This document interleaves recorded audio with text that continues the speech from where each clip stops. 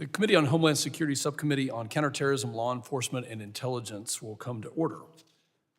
The purpose of this hearing is to receive testimony from national security experts about their perspective of the homeland security cost of the catastrophic U.S. withdrawal from Afghanistan in August of 2021. I now recognize myself for an opening statement. Good morning, and I'd like to thank the witnesses for all being here, for taking time through your personal and professional experiences to share with us your thoughts and how we can strengthen our own homeland security posture. This morning we're going to discuss the homeland security cost of the catastrophic withdrawal, as I mentioned, which resulted in the unfortunate deaths of 13 U.S. service members and at least 170 Afghans in an ISIS-K orchestrated terrorist attack. It also resulted in thousands of extremist inmates, including many with ISIS and al-Qaeda ties, who were released by the Taliban from Pul-e-Charkhi prison, as well as the Parwan detention facility in Afghanistan. Last Congress, I introduced a bill to make sure that there is an assessment of terrorist threats posed by those prisoners, 5,000 plus, that were released from those two facilities by the Taliban. And the legislation became law in a bipartisan effort, and it was included in the National Defense Authorization Act for fiscal year 2022. And unfortunately, to date, we have yet to receive an assessment from the administration on the threat that those released prisoners pose to the United States, our homeland, and to our allies. You know, this hearing is actually important to me for a couple of reasons. Number one, personally, because I've served in the Middle East. I have friends that have served, colleagues who have served, members of this committee, this subcommittee have served, and many of you as witnesses have served. We understand that the threat in the formation of these ideological and often very violent extremist groups is something that, if left unchecked, will continue to metastasize and get worse. Less than 2 weeks ago, the administration released a report that I believe whitewashed and shamelessly shift-blamed about the execution of deadly withdrawal from Afghanistan in a very inaccurate form. The administration's continuous denial and downplaying of what happened is an insult to the service members sitting here and throughout the United States of America, to their families, and to our allies. It's inaccurate to say and to suggest that the withdrawal occurred without chaos, as was suggested by a spokesman for the administration. One doesn't have to see the horrific images or footage of the evacuation for more than a couple of minutes to make a keen observation that there was a lot of chaos and desperation involved. And unfortunately, the disastrous withdrawal signaled American weakness and damaged our credibility on the world stage. There is no doubt that our foreign adversaries, including Russia and China and others, were watching and that they were calculating. And it's important to remember that, you know, the genesis of our involvement in Afghanistan came as a result of the first and only Article 5 ever triggered through our NATO membership. And that was the attack on our homeland on September 11th, 2001. And now there are 31 members of NATO, with Finland joining as of last week, who look at the results of this withdrawal, and it impacts not just our own homeland and not just our own security, but also that of our allies in Europe, as well as those in the Indo-Pacific, such as Korea and Japan, who had a lot of skin in the game throughout the 20 years. But further troubling is the fact that this administration has repeated the same mistakes we made 20 years ago. And now, with our inability to collect intelligence on the ground, to project power, terror groups within Afghanistan have reestablished the country as a breeding ground and a safe haven for terrorism. Just recently, CENTCOM Commander General Kurilla stated that ISIS-K is rapidly developing the ability to conduct external operations in Europe and Asia and will be able to attack American and Western interests outside the country in less than 6 months. In addition, last month, this subcommittee held a hearing that examined how the Chinese Communist Party is working to exploit our vulnerabilities, including the CCP surveillance balloon, which collected information on sensitive military installations and critical infrastructure here in our homeland. The CCP's use of intellectual property theft, economic coercion, and malign influence at American universities continues to accelerate. I look forward to this subcommittee's work, to coming together in a bipartisan way to look at the facts and to understand what we can do better. And while we were rightly focused on those issues, we must never lose sight of the threats posed by terrorist organizations who are emboldened to carry out and inspire attacks against not only the United States of America, but our Western target allies. I worry that the terrorist threat landscape is not just worse, but much worse since the botched withdrawal. And as I have said before, we see a direct link between the foreign terrorist threat abroad and our security here at home. For instance, let us not forget an Iraqi man, Shihab Ahmed Shihab, who was charged with aiding and abetting a plot to murder former President George W. Bush. Shihab was an ISIS sympathizer inspired to action by Islamic extremist propaganda.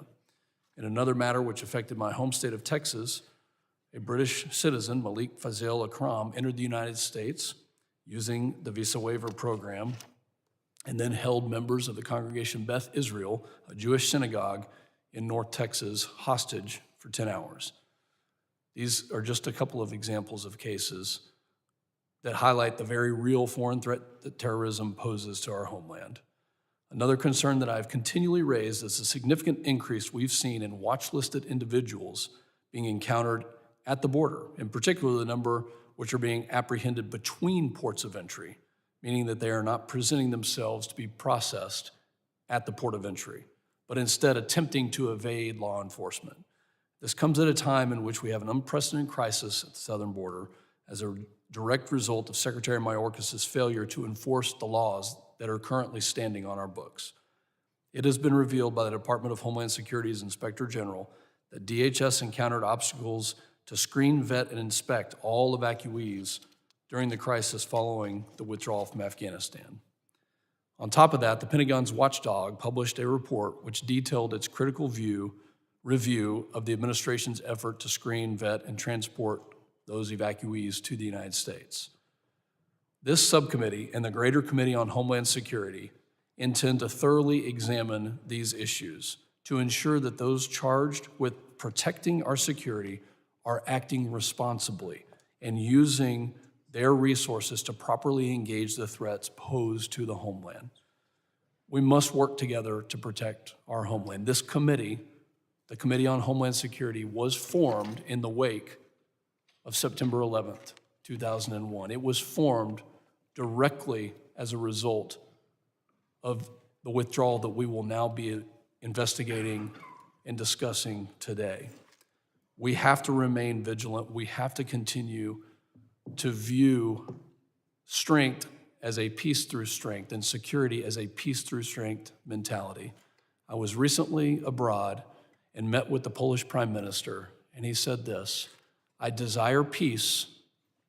That is why I prepare for war." Nobody wants war, but we desire peace. We have to secure our homeland, and I think that the Prime Minister is absolutely correct.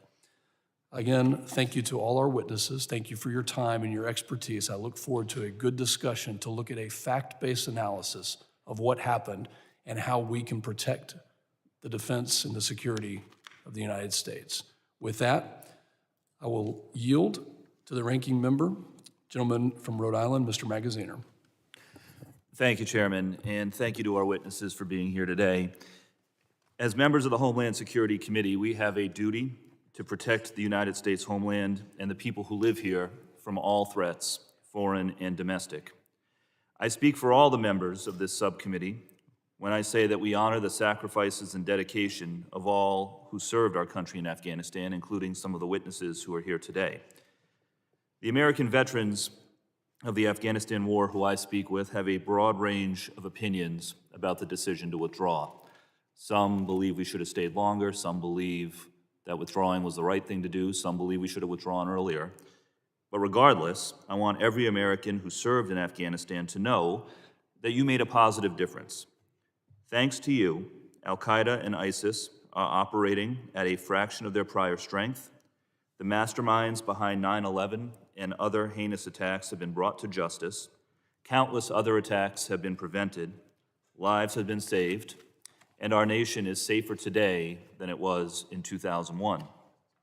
Now that the war is over, it is vital that we be proactive in ensuring that terrorist organizations like Al-Qaeda and ISIS-K, which have been diminished due to the sacrifice of American service members, our NATO allies, and other partners, never regain the capability to launch a large-scale attack on the U.S. homeland again. The Biden administration's successful drone strike to eliminate Ayman al-Zawahiri following the withdrawal was a positive development that showed American citizens and people around the world that we can and we must continue to take proactive steps to defend our homeland and our allies from terrorist threats. We must maintain the diplomatic, intelligence, and military capabilities to respond to threats emanating from Afghanistan whenever necessary. And we must also focus on the fact that many terror groups have begun using alternative methods, including the internet, to systematically radicalize individuals already living in the United States. This is a real threat that has already cost American lives and must be taken seriously. We must learn from the withdrawal and ensure that in the future, when the U.S. exits a foreign theater, we do so with adequate planning for all contingencies, including the evacuation of locals who assisted the United States in its mission. This includes ensuring that the Department of Homeland Security has the planning, the resources, and importantly, the data that it needs from other agencies to efficiently and accurately screen those who are seeking asylum. The security of the United States cannot be a partisan issue. My Democratic colleagues and I take our responsibility on this committee seriously and undertake our oversight with solemnity. The Biden administration inherited a chaotic withdrawal that was already in progress. On the day that the Biden administration began, 5,000 Taliban prisoners had been released. American forces had been reduced to 2,500 in Afghanistan, and the Taliban had retaken more than 200 of the sectors of Afghanistan. Going forward, we must make sure that we learn the lessons from withdrawal, that we work across agencies in an entirety of government approach to ensure that we maintain the capabilities necessary to meet terrorist threats wherever they emanate from, and particularly from Afghanistan, and that we have better procedures in place in the future to make sure that American personnel and our allies and those who assist us are able to leave foreign theaters in a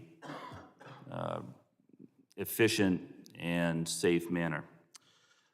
So my hope for today's hearing is that we will focus on forward-looking solutions that will improve the safety of Americans at home and around the world. I've also been informed that Ms. Jackson-Lee has requested to waive on to the hearing, and so I ask unanimous consent that she be allowed to do so. And with that, I yield back. Thank you, and without objection, that will be possible. Other members of the committee are reminded that opening statements may be submitted for the record.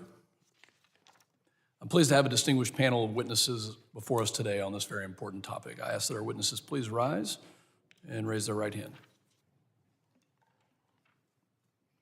Do you solemnly swear that the testimony you will give before the Committee on Homeland Security of the United States House of Representatives will be the truth, the whole truth, and nothing but the truth, so help you God? Thank you. Let the record reflect that the witnesses have answered in the affirmative. I'd now like to formally introduce our witnesses. Ambassador Nathan Sales served in various senior positions at the U.S. Department of State and U.S. Department of Homeland Security. From 2017 to 2021, Ambassador Sales was the Ambassador at Large and Coordinator for Counterterrorism. Concurrently, he served as the Undersecretary of State for Civilian Security, Democracy, and Human Rights, as well as a Special Presidential Envoy to the Global Coalition to Defeat ISIS. Prior to that, he served at the Department of Homeland Security as Deputy Assistant Secretary for Policy and the Department of Justice as Senior Counsel in the Office of Legal Policy, where he worked on counterterrorism policy. Ms. Simone Ledeen served as Deputy Assistant Secretary of Defense for the Middle East. She was previously the Principal Director and Acting Deputy Assistant Secretary for Special Operations in Combating Terrorism, where she was responsible for defense policy on counterterrorism activities in addition to military information support operations, irregular warfare, direct action, and other sensitive activities. Previously, Ms. Ledeen also served as the senior U.S. Treasury representative to NATO's International Security Assistance Force in Afghanistan. Thank you for being here. Colonel Christopher Douglas is a veteran of the United States Marine Corps. Colonel Douglas served as a Marine infantry officer for over 31 years in an active and reserve capacity. He has led Marines for 5 tours in combat operations since 9/11, including leading 2 advisor teams in the Helmand province of Afghanistan.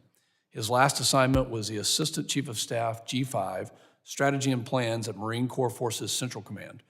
We thank you for your many years of honorable service, Colonel Douglas.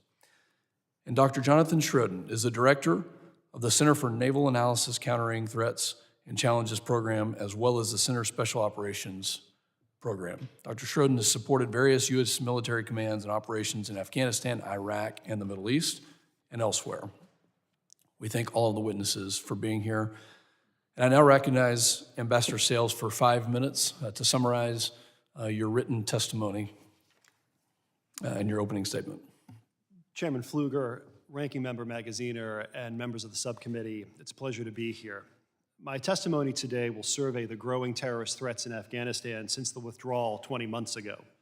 I'll discuss how hard it has become to collect intelligence in the country or to take action against terrorist groups that are active there, and then highlight some implications for our homeland security. The threat environment in Afghanistan is bad, and it's getting worse.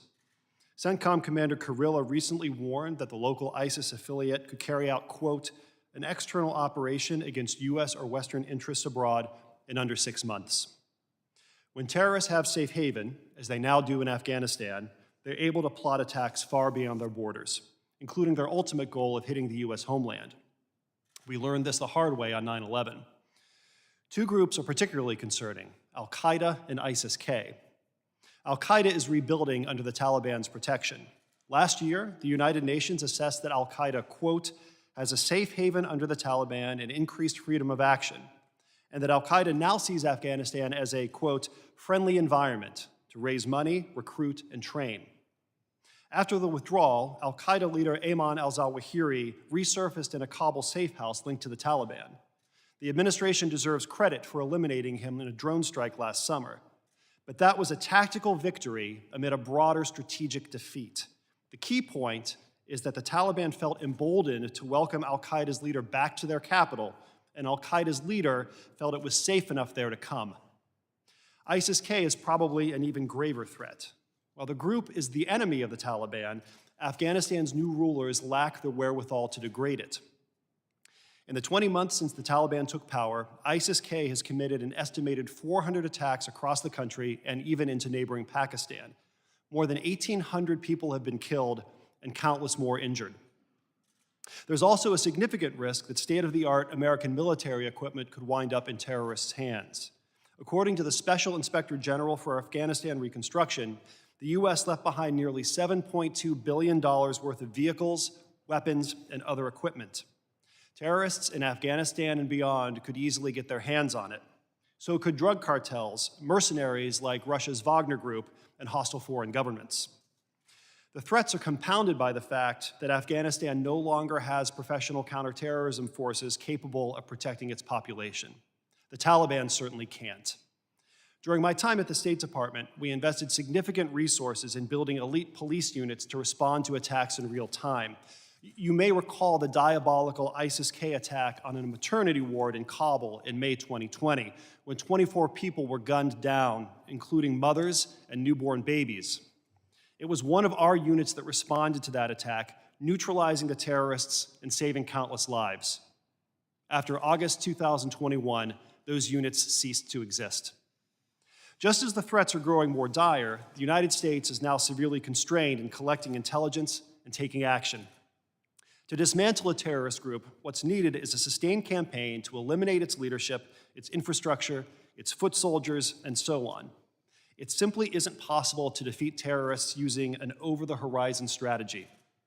With no presence on the ground, it's much harder to monitor terrorist groups as they train and plot. And with drones now required to fly in from distant bases hundreds of miles away, It's much harder to eliminate terrorists even when they can be found. The Zawahiri operation was a great success, but it's the exception that proves the rule. It remains the lone acknowledged strike in Afghanistan since the withdrawal. One drone strike in 20 months is not a viable strategy. Nor has the administration been able to make good on the president's promise to, quote, hunt down those responsible for the Kabul airport bombing, which killed 13 American service members and 170 Afghans. America's fallen warriors and the families they left behind deserve better. The harms of the withdrawal will also have profound consequences for our homeland security. The traveler vetting systems that we've built since 9/11 are only as effective as the data that's fed into them. Since we can no longer count on robust data flows from Afghanistan, these systems will be less effective at flagging potential threats. This all comes at an ominous time for our border security. We've seen a dramatic spike in the number of people on CBP's terrorist watch list apprehended after crossing the southern border, as the chairman has said. In 2022, there were 98, and so far this year, 69. We also know that terrorists have long sought to exploit our southern border to carry out attacks in the homeland. In 2011, the Iranian regime attempted to use a Mexican drug cartel to assassinate the Saudi ambassador here in Washington. A decade later, Tehran tried to use a Mexican national with ties to drug cartels to assassinate a former national security advisor. Mr. Chairman, Mr. Ranking Member, and members of the subcommittee, thank you again for the opportunity to be here. I'd be happy to answer any questions. Thank you, Ambassador Sales. I now recognize Ms. Ledeen for your opening statement of 5 minutes. Chairman Pfluger, Ranking Member Magaziner, and distinguished members of the subcommittee, thank you for the opportunity to appear before you today. My experience with the 2021 withdrawal from Afghanistan began when I started receiving requests for assistance from people trying to help contacts on the ground. The stories of chaos that I was hearing did not align with the picture that the US government was trying to paint about the withdrawal. I was invited to join a group chat that included military members and individuals with experience in the intelligence community. The chat allowed us to piece information together, forming a picture of the reality on the ground so we could help vetted people leave. It was a spontaneous volunteer effort, the scope of which we did not initially comprehend. Our strategy was to find ways for individuals who had the appropriate documentation to gain entry to the airport with the assistance of US service members who were participating in the evacuation. This was challenging with thousands of people crowding the airport perimeter. People we helped included American citizens, legal permanent residents, interpreters, intelligence assets, and some Afghan commandos. Yet as the messages rolled in, I wondered, how did we get to the point where volunteers were offering more support to evacuees than our own government? Today, I'd like to give a few examples from our group's involvement, which demonstrate that after 20 years of fighting, everything quickly collapsed. We could not identify who was running the airport. We were contacted by civilian volunteers, NGOs, universities, and corporate entities who had planes either on the ground or en route to evacuate people. However, these planes could not get in contact with anyone, nor could their passengers access the gate. Outside the airport gates, the US failed to create a safe, organized process to identify individuals who should have been permitted entry. The US government instructed American citizens to shelter in place because the Taliban controlled entry to the city and the airport, beating people, including Americans, and burning their exit documents. When the State Department said the airport was secure, we knew this was wrong. If the airport was safe, why tell American citizens to hide? For every one group that made it through, it seemed like 10 did not. Among those we helped was an Afghan woman who had worked with US intelligence on a clandestine platform. With the assistance of a Marine who ran half an hour across the airport to find her, she and her family waded through a canal of human waste to get inside the airport and are safe today. On August 25th, with virtual assistance from our team, the heroic service members on the ground rescued 25 interpreters and former contract employees of a US intelligence agency, including a double amputee who came on foot with his family. Our group also supported the evacuation of high-risk Afghans who had assisted the FBI. That evening, 11 buses filled with evacuees could not enter the airport, and an urgent security alert advised US citizens to avoid the airport gates. Despite efforts to contact authorities, American citizens were left stranded outside the gates. Some gained access only after intervention from higher-level officials. Many of the Afghans were denied entry and, to my knowledge, never made it out. A suicide bomber attacked Abbey Gate, killing 13 American service members and grievously wounding dozens more. Over 100 Afghans were murdered, including the young son of an interpreter who we had been helping moments earlier. As the airport gates were sealed shut, requests for our help continued for 300 orphans who were dispersed in the blast, music students, and religious and ethnic minorities. They did not make it inside, and I do not know what happened to any of them. Only after the Taliban had captured Kabul and Americans were taken hostage did President Biden finally address the nation. The Taliban immediately asserted its power, hunting our Afghan allies house to house. Some members of our group received torture and murder videos of their friends and former colleagues sent by the Taliban from their own victims' phones. Our Afghan allies who did not make it out now live in constant fear, many in safe houses or in third countries like Pakistan and Iran, where they are recruited by their military and intelligence services to learn what they know, learn what we had taught them. In the country where Americans have fought and died for 2 decades, ISIS Khorasan has regained immense strength, and the Taliban are the best armed terrorist group the world has ever known. Afghanistan is once again a terrorist safe haven. Many of us remember that what happens in Afghanistan, unfortunately, does not stay there. In fiscal year 2022, 98 people on our terrorist watch list crossed over our southern border that we know of, and 324 individuals evacuated from Afghanistan were allowed to enter the U.S. despite appearing on the Defense Department's biometrically enabled watch list. How many more have entered undetected? Our warfighters went into harm's way to keep us safe, but today our leaders act as if the war never happened. We must hold those responsible for the failed Afghanistan withdrawal accountable. In my written testimony, I've called for policies that would provide greater care to our veterans who are reeling from seeing their hard-fought gains abandoned. And I've also suggested ways to improve the special immigration visa process. Moreover, I think there should be an official effort to document the critical work done by volunteer groups during the evacuation so that we can model their successes in future conflict environments. Thank you for the opportunity to be here today, and I look forward to your questions. Thank you, Ms. Ledeen. The chair now recognizes Colonel Douglas for his opening statement of 5 minutes. Chairman Pfluger, Ranking Member Magaziner, and committee members, thank you for this opportunity to testify before you today. My testimony is based on my experience as a combat veteran, my perspective on our efforts in Afghanistan, and my reaction to the U.S. withdrawal and evacuation, which are sometimes confused as the same event, but were actually 2 separate, distinct activities. I've served our country as a Marine infantry officer for over 31 years in an active and reserve capacity. In 1995, I left active service, began a law enforcement career, and entered the Marine Corps Reserve. I assumed command of my first infantry company a month after 9/11/2001. Like many Americans, I wanted to serve my country and pursue those responsible for the attack. President Bush stated, "We will not waver, we will not tire, we will not falter, and we will not fail. Peace and freedom will prevail." The unprovoked attacks on America, and these words remained my reason to serve. I've had the honor and privilege of leading Marines for 5 tours in combat operations since 9/11. I led Marines in combat operations in Iraq in 2003 and 2005 as a rifle company commander. I returned to Iraq leading an advisor team from 2015 through 16 that transitioned into a task force responsible for advising and assisting Iraqi security forces during Operation Inherent Resolve and the pivotal Ramadi counterattack against ISIS. I also led 2 advisors teams in Helmand Province, Afghanistan from 2013 to 14 and again in 2018. My last assignment was as the Assistant Chief of Staff, G5, Strategy and Plans at Marine Corps Forces Central Command in Tampa, Florida. While serving in this capacity, although I did not return to Afghanistan to participate in the evacuation, I facilitated evacuation planning efforts within the command and traveled to Al Udeid Air Base, Qatar, to reinstate and lead the Marine Corps coordination element responsible for the processing and assisting of more than 12,000 Afghan evacuees as they fled Afghanistan.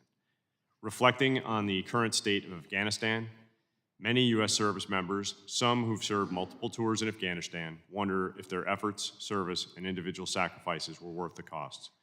While this may better be decided by historians in the future, I can confidently say that for 20 years, the sacrifices of our service members and their families have made a difference in the lives of our fellow Americans and our counterparts.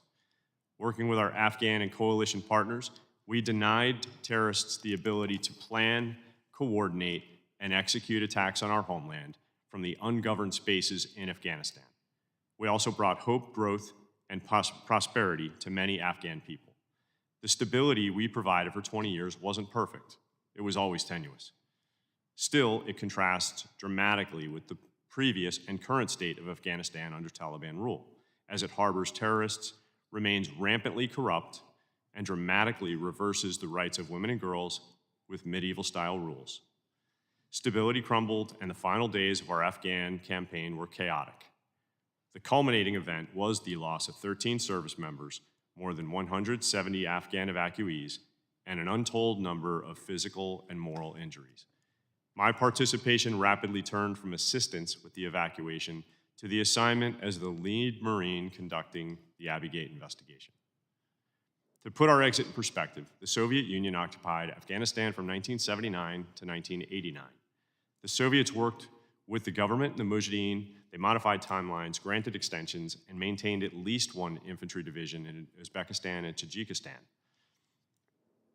as an emergency QRF in case of rapid deterioration. Once Soviet assistance ended, Afghanistan fell in 1992. The Soviet Union withdrawal from Afghanistan contrasted sharply with the U.S. departure from Afghanistan in 2021. Many of us believed the negotiated timeline would be delayed because the Taliban failed to honor or operate within the parameters of the condition-based Doha Agreement.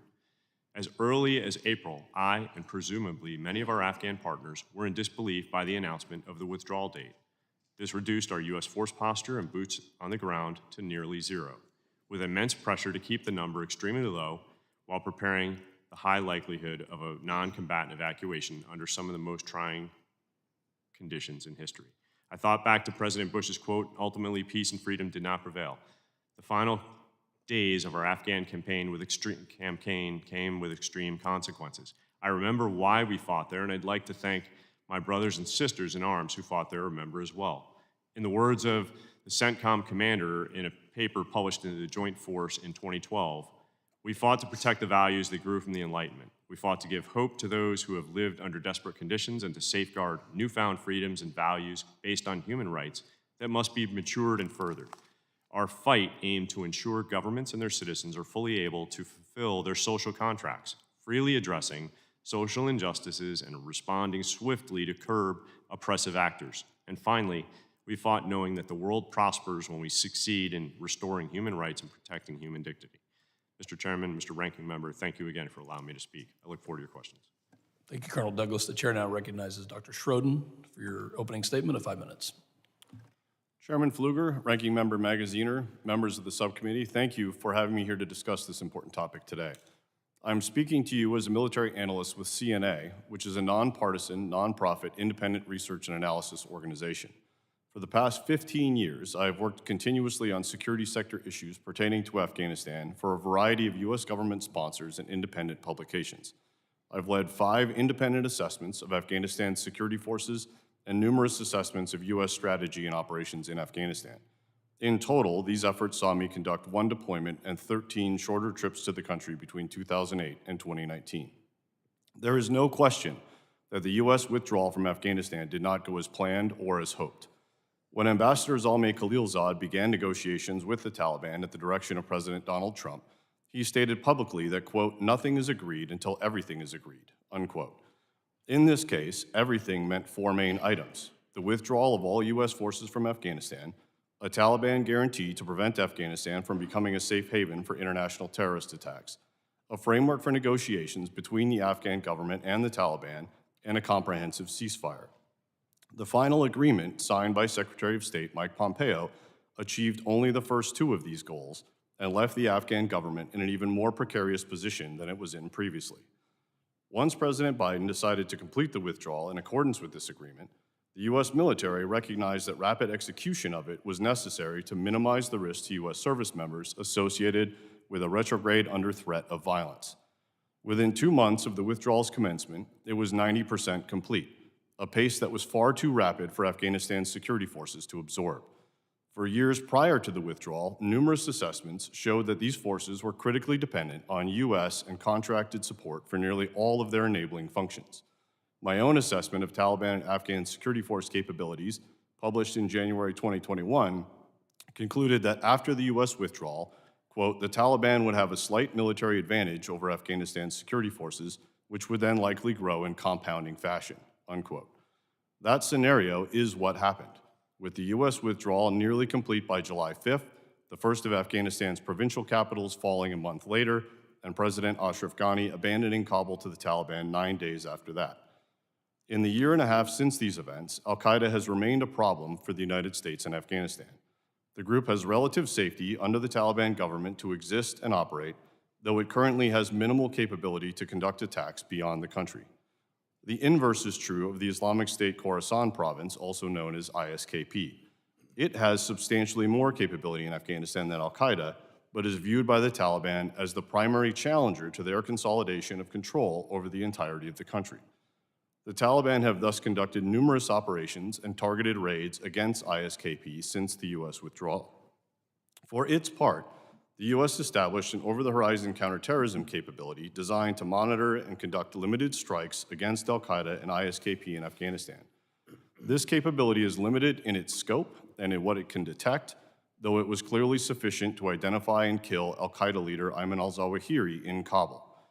Recommendations by national security analysts to improve this capability have included establishing new intelligence networks in the country, negotiating basing access in a neighboring country or establishing a sea base off the coast of Pakistan, investing in longer duration drone platforms, increasing cyber and open source collection efforts, and sharing intelligence with the Taliban against our shared enemy, ISKP. Looking ahead, the Taliban's strong relationship with al-Qaeda in Afghanistan portends a consistent, albeit nascent, threat from that group to the U.S. for some time. Whether the Taliban will prevent al-Qaeda from using Afghanistan as a launchpad for external attacks remains to be seen, but the discovery of al-Zawahiri in Kabul is not encouraging. The Taliban are likely to continue operations against ISKP, and these operations may be trending toward increasing effectiveness.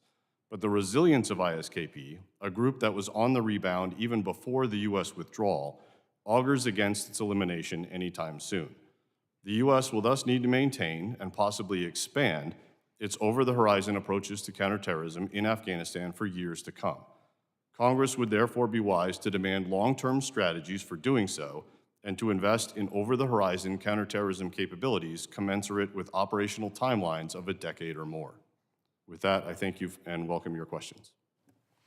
Thank you, Dr. Schroden, and thank you to all our witnesses for your testimony. Members will now be recognized in order of seniority for their 5-minute period of questioning, and an additional round of questioning will likely be called after all members have been recognized. I now recognize myself and would like to start with a brief video.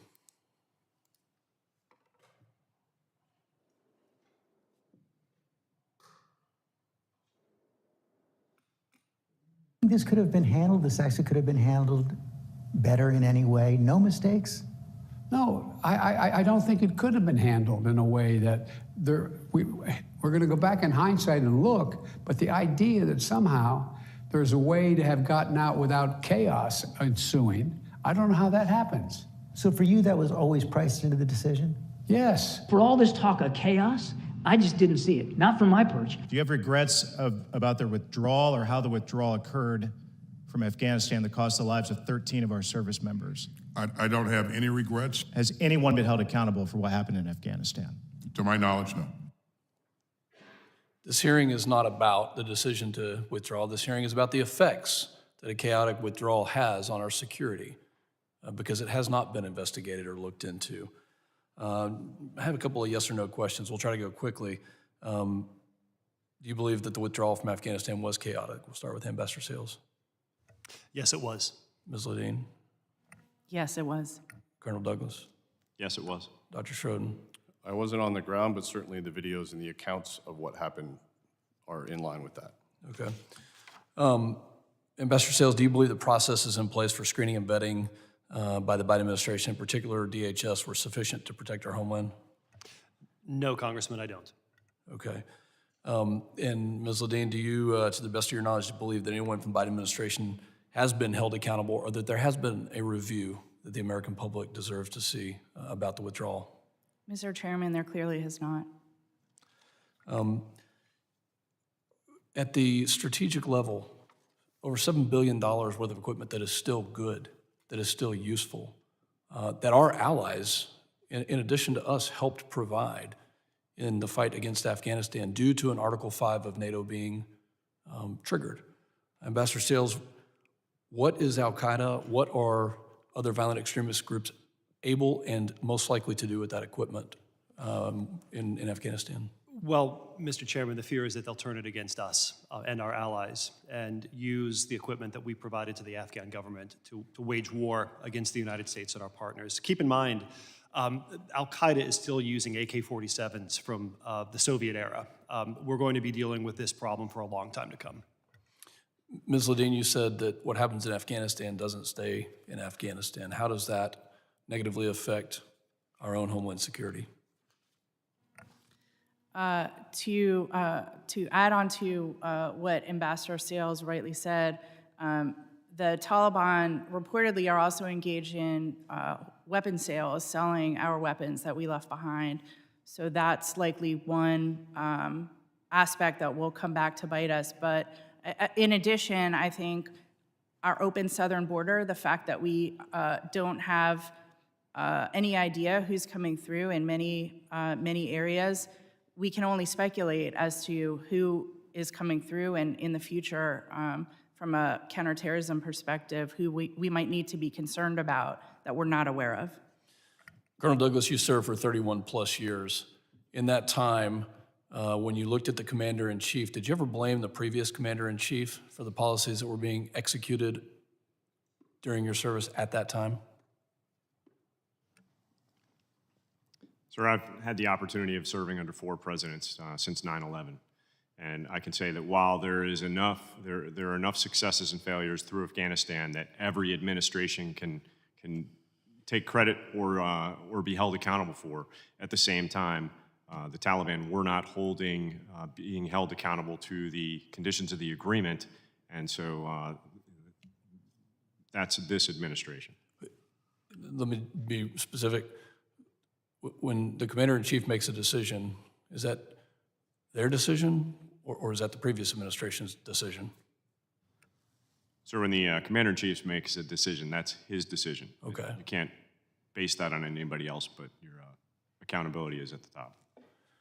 Dr. Schroden, from your perspective, what type of analysis should be done right now? And where should we be focused? What keeps you up at night? What threat keeps you up at night right now? Well, to be honest, the most statistically significant terrorist threat to U.S. citizens right now comes from religious and ethnically motivated violent extremists here in the United States. So that's what keeps me up at night, is that particular threat. The threat from jihadists abroad has increased, but it has increased since 2018 as a result of the broader decision to effectively try to end the war on terror and draw down U.S. counterterrorism assets across the globe in order to focus more wholesomely on strategic competition with the likes of China and Russia. Thank you. My time has expired. I now yield to the ranking member, Mr. Magaziner. Thank you, Chairman. My hope, again, is that today's hearing will focus on forward-looking solutions that will improve the safety of Americans at home and around the world. The American people want bipartisan solutions and not hyperpartisanship. My hope is that going forward, this hearing will retain that focus. But it's also important that the American people know the facts. And the fact is that it was Donald Trump's Taliban deal that set the chaos in motion.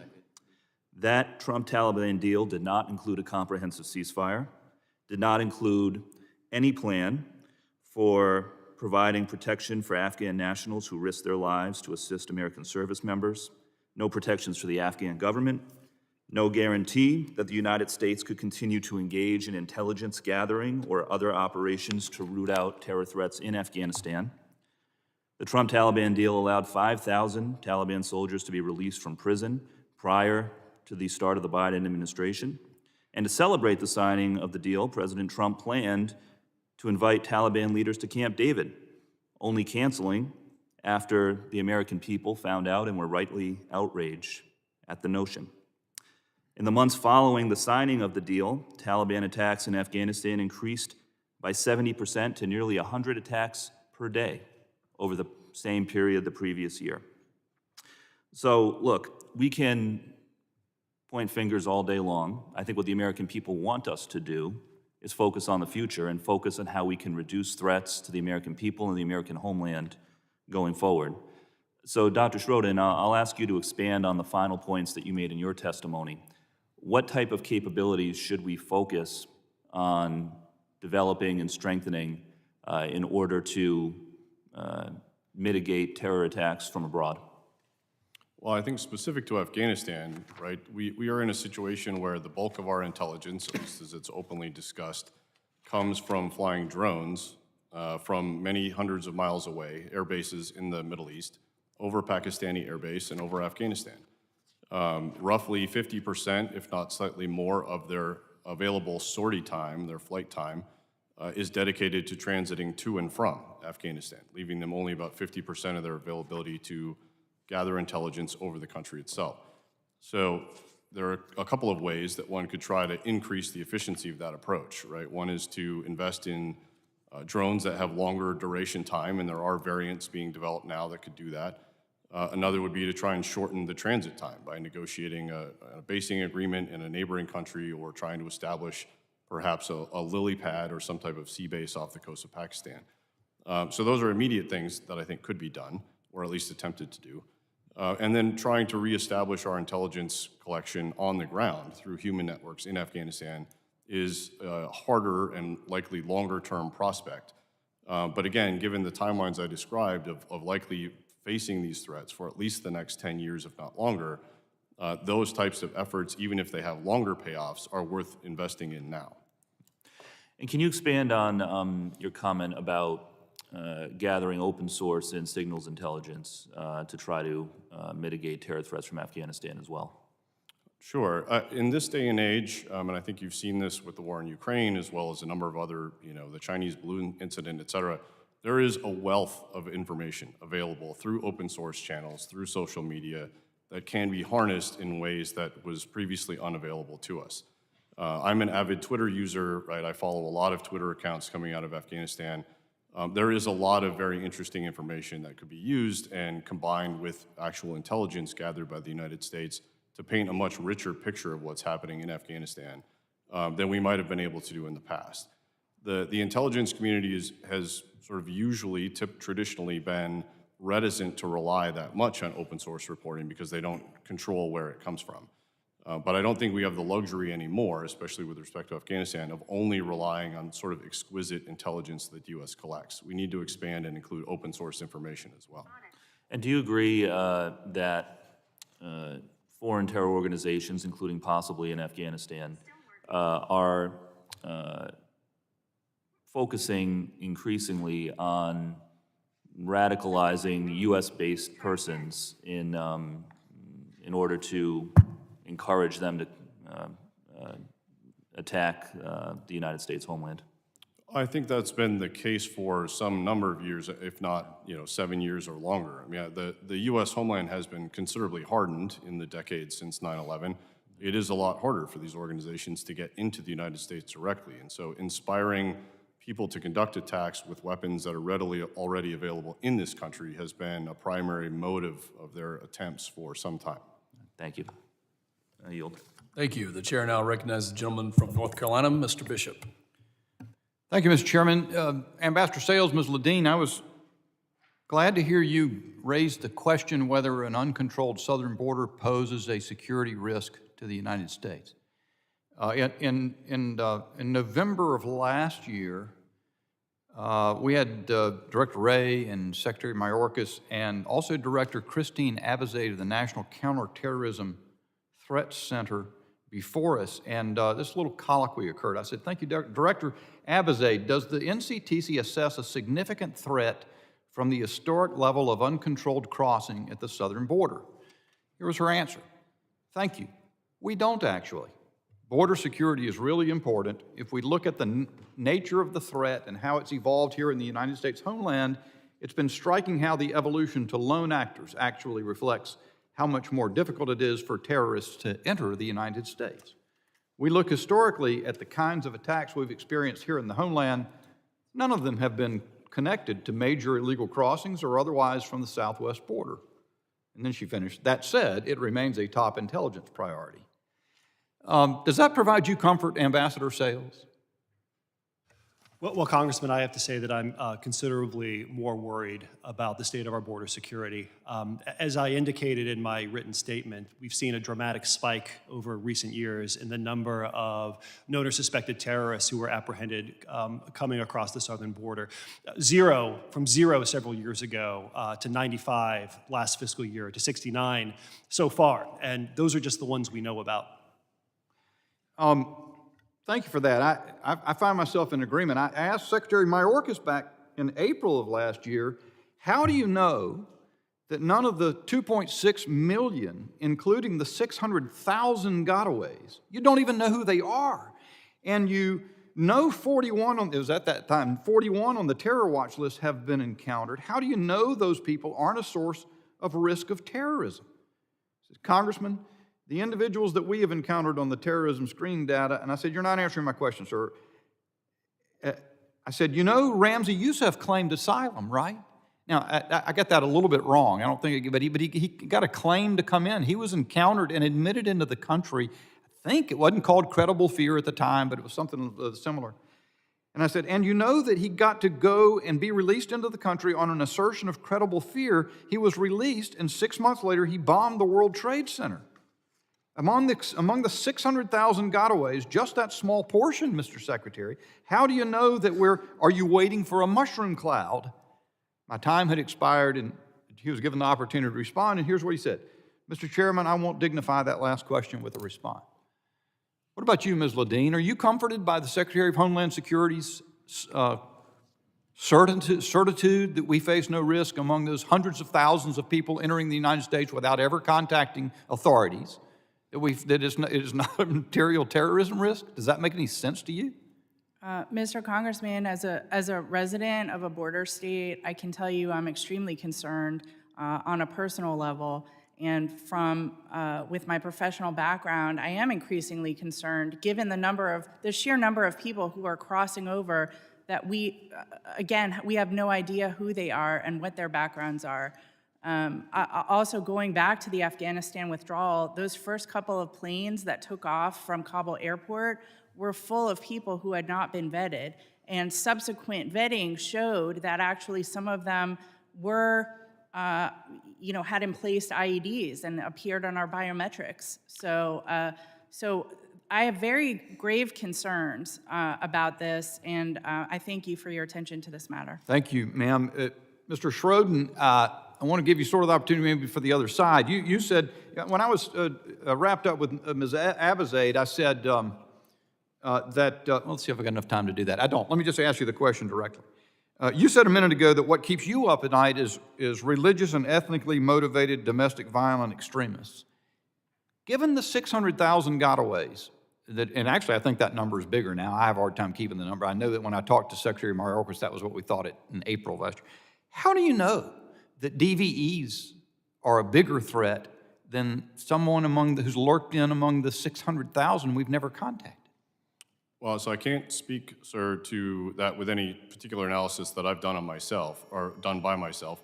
My comment earlier was based on the intelligence assessment of the Office of the Director of National Intelligence, who concluded that REMVs are the greatest terrorist threat to the United States citizens right now. You know, it's interesting, and I hear that all the time from officials here, and my time's about to, but Liz's final comment. What concerns me is exactly that. That's what I get. You get these assessments, but we've seen intel failures all across time. It's interesting as a member of Congress, I don't know if the American people really understand or appreciate this. I'm never told why they think that. I'm never shown data to indicate the numerosity of those threats versus others, or the likelihood of their carrying something out. It's a very frustrating thing for me as a member of Congress, I'm fairly new, to see that phenomenon exist, but it's interesting to me because you're in the same spot I am. They say that, but it doesn't make sense. Mr. Chairman, I yield back. Thank you. The chair now recognizes the gentleman from New York, Mr. Goldman. Thank you, Mr. Chairman. Mr. Bishop, we were happy to share the data to address the domestic violent extremism with you. It is clearly the #1 threat. I'm going to move on a little bit beyond how the withdrawal from Afghanistan has a significant impact on our southern border security. It seems quite remote, and even our witnesses seem to say that we don't know who's in the 600,000, so it's pure speculation. I would really like for us to be doing really meaningful oversight of the longest war we've ever had in Afghanistan, 20 years. But the reality, of course, is that proper oversight does not start on January 21st, 2021. There's a lead up and a situation that any commander-in-chief inherits. Colonel Douglas, wouldn't you acknowledge that any decision that a commander-in-chief makes must factor in what the previous commander-in-chief did? So while that might be a factor, I think what we also have to take into account is the advice that was provided through military officials, and that was the retention of 2,500 personnel to maintain stability and security in Afghanistan. And do you think 2,500 personnel would maintain security in Afghanistan for an extended period of time? So based on my own experience in talking with Afghans that I worked, lived, and served with, that one American can make a difference. And that ties to what Napoleon said of the moral is to the physical is 3 is to 1. Really, an army of lesser size can beat any enemy if they've got the belief that somebody's going to stand with them. And their belief was that one American showed that they had American support. So yes, I wholeheartedly believe 2,500 would have maintained stability. I appreciate that anecdotal evidence of talking to a few people, but let's point out that Secretary Austin testified on September 28, 2021, quote, "If you stayed in Afghanistan at a force posture of 2,500, certainly you'd be in a fight with the Taliban and you'd have to reinforce yourself," unquote. Dr. Schroden, or Colonel Douglas, let me ask you this. Are you familiar with the November 11, 2020 order to withdraw all United States troops from Somalia and Afghanistan by January 15th, 2021? No, sir, I'm not. Okay, well, I'd like to introduce it into the record. It's quite short. And I'd ask unanimous consent to introduce the November 11th, 2020 memo from the Acting Secretary of Defense, subject withdrawal from Somalia and Afghanistan. So ordered. Quote, "I hereby direct you to withdraw all U.S. military forces from the Federal Republic of Somalia no later than 31 December 2020, and from the Islamic Republic of Afghanistan no later than 15 January 2021. Inform all allied and partner forces of the above directives. Please confirm receipt of this order. Sincerely, Donald J. Trump." Now, Chairman Milley has previously testified before Congress that he received this order from the White House's personnel director, the PPO director, Johnny McEntee, and that it had not been vetted by anyone in the Department of Defense. Colonel Douglas, is it standard operating procedure for the PPO to issue troop withdrawal orders without any consultation of the Department of Defense? Sir, I wish I could comment on that, but that would be clearly outside of the scope of my position or any position that I had experienced in my time in military service. Exactly. Ms. Ledeen, what about you? What do you think of that process? Congressman, you want me to speak to Somalia? No, we're here on Afghanistan and getting an order from PPO that wasn't vetted through DOD. Is that standard operating procedure? I was operating at a level well below having any ability Ambassador to do Sales? that. Congressman, that's not normal, which is why the White House retracted that order that you referred to. Right. And then they said that there'll be a drawdown of 25 to 2,500. Is that right? That's correct, which is the current number of troops we have in Iraq. All right. I guess my time is up. I would just mention to our majority that I think we all on this side recognize that meaningful oversight of the withdrawal of Afghanistan is very important, and we should be doing that. but we should be focusing not on what started January 21st, 2021 to the present, but throughout the 20-year war, and especially on what prompted the drawdown to 2,500 troops and the order to withdraw all troops from Afghanistan. That has to be part of meaningful oversight, and I hope it can be as we move forward. I yield back. Thank you. The chair now yields to himself. Hope I said that right. All right. Ambassador, this question's for you. Are you familiar with the saying, peace through strength? It's one of my favorites, Congressman. Ambassador Sales, with all your experience in homeland security and counterterrorism, what does this saying mean to you? Well, Congressman, it means that overwhelming American military capability is capable of deterring our adversaries, whether we're talking about nation-state adversaries such as the Chinese Communist Party or Russia, or on a smaller scale, terrorist groups like ISIS, like Al-Qaeda. If the United States has the meaningful ability to deploy overwhelming force against our adversaries, we are far less likely to have to do so. Colonel Douglas, in your own words, what do you think would be the opposite of peace through strength? It'd have to be weakness, sir. The opposite. You think it'd be fair to say chaos, maybe violence by way of weakness, something like that? Yes, sir. Ambassador Sales, are you aware that shortly after our disastrous withdrawal from Afghanistan that Russia invaded Ukraine? I am, Congressman. Another current event, Ambassador, are you aware that China flew a spy balloon over the entire U.S.? I'm aware of that, sir. Are you? This is for the entire panel. Are you guys aware that many of our economic partners and allies around the world are ditching the U.S. dollar right now, putting the dollar in danger of no longer being the global reserve currency? Well, Congressman, I wouldn't necessarily consider Lula's Brazil a partner of the United States, but the broader trend you've identified is exactly right. Thank you, Ambassador.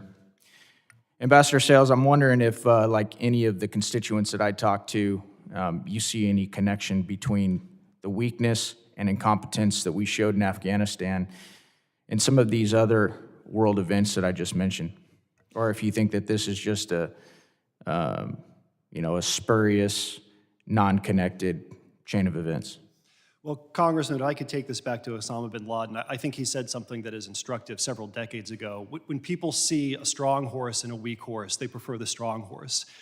A weak America invites aggression. A weak America invites instability. And to the extent the United States appears weak on a world stage, that's not only bad for our homeland security, it's not only bad for our national security and foreign policy interests, it's bad for the stability and security of the whole world. Thank you. Colonel Douglas, you were a Marine officer for 31 years, is that correct? Yes, sir, it is. I'm just a Navy guy, and I'm familiar that in the Marine Corps, you guys often like to joke around and say you're the men's department of the Navy. Is that correct, Colonel? Sir, I've never said that. You and I share some close associates. Thank you for your tact, Colonel. I appreciate that. Colonel, in your opinion, who does bear the ultimate responsibility of the dead Marines, the billions of gear we left behind, the equipment left behind, and the global chaos we see unfolding after the Afghanistan withdrawal? Sir, I think the president said it best when he said the buck stops here, and I think that's where we need to stay, is the buck stops here. Colonel, in the Marine Corps, when they were teaching you guys leadership, what they teach you about accountability? The one thing that, one of the many things they taught us was you can delegate responsibility, you cannot delegate accountability. Colonel, do you see any accountability for this withdrawal of Afghanistan and our dead Marines? At this point, we have not seen accountability. Colonel, what would you like to see happen going forward? Acknowledgement that